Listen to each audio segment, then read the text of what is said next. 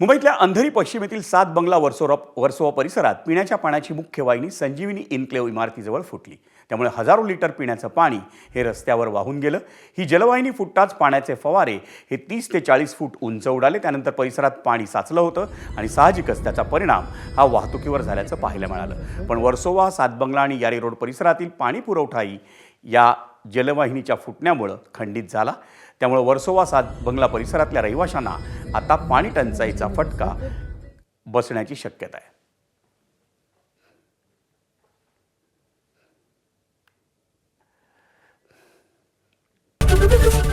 ABP माझा, उघडा डोळे बघा नीट।